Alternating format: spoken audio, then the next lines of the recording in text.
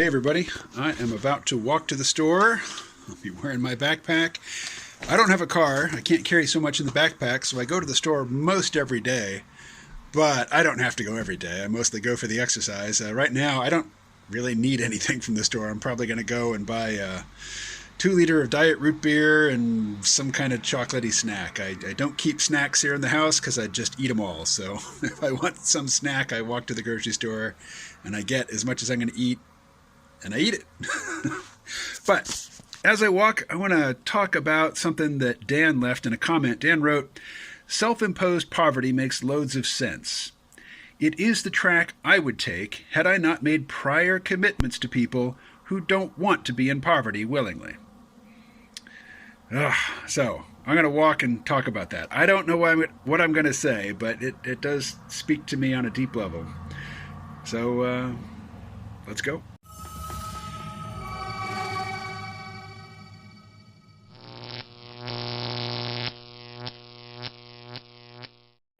So, got a Power Rangers Megaforce, I don't know the characters, Red Ranger costume, and there's still the medium-sized poop emoji with the rainbow stuff coming out of his mouth.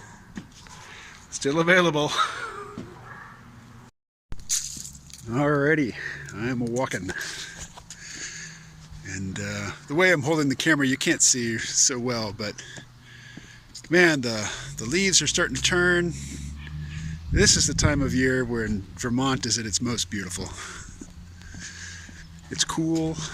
You know, I'm thinking of moving to either the Philippines or maybe somewhere in Central America, someplace hot.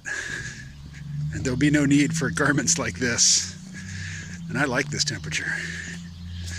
So I'm walking up on a house and there's 3 cop cars out front.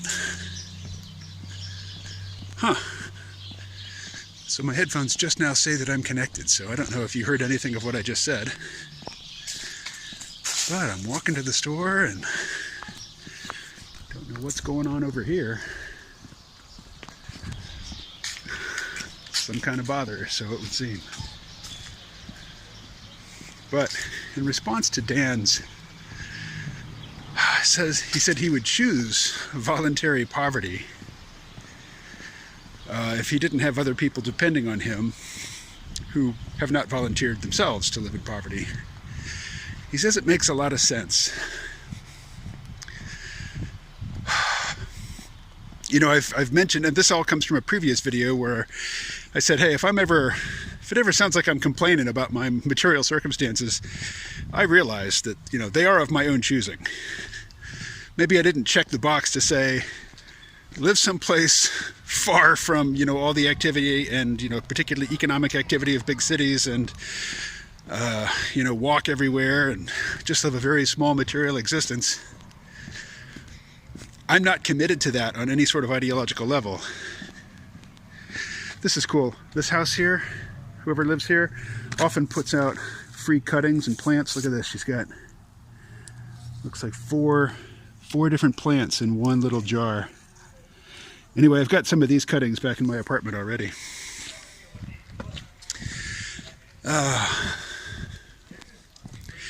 So yeah, I think I understand the sentiment of voluntary poverty. You know, poverty is one of those words, it has a negative connotation. It is, you know, by definition a bad thing. But I think maybe what Dan is saying is choosing to live, you know, with a small material footprint. Voluntary simplicity is the, you know, the more warm and fuzzy term for that, I think. But, you know, why polish a turd? Why use euphemisms? It is, you know, living small, living on less. And again, it's like, you know, I'm not on Facebook. There's things I really hate about Facebook, but I never mustered the courage or the resolve to just quit. But when I got kicked off, I was like, okay, well, I could go crawling back or I could just, you know, live without. And I decided to live without. My material circumstances are kind of like that. But my My youngest child will turn 18 next summer, and at that point my child support obligations will be up. I'll be eligible for a passport again. I'll have more disposable income. And I don't plan to live at this level forever. And what's more, I'm sitting here waiting for altcoin season to start. You know, Bitcoin is going crazy right now, but I don't own much Bitcoin. I mostly own other things. You know, chief among them, Ethereum.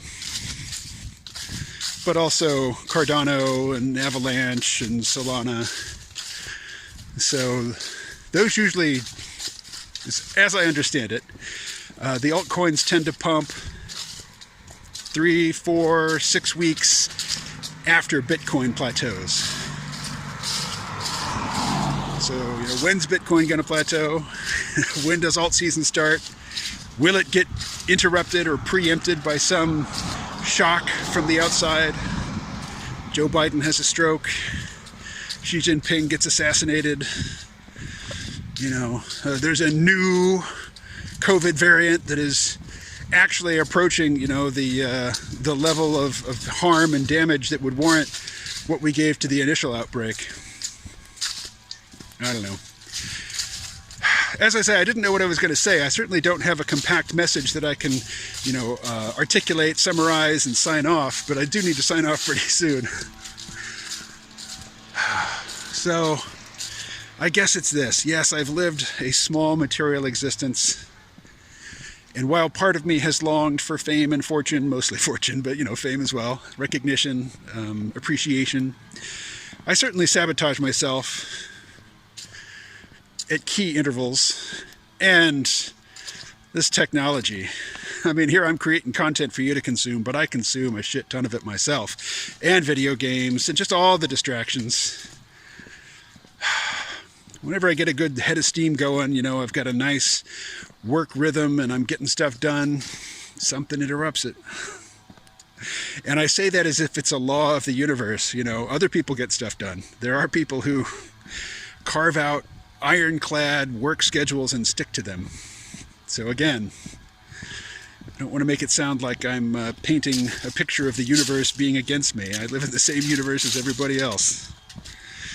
Everybody else in this universe. Anyway, Dan, if you have more to say on that topic, why you think it makes sense, why choosing voluntary poverty makes sense, or anybody, of course, anybody, post a comment. Talk to you later. Here, check out the beautiful scenery.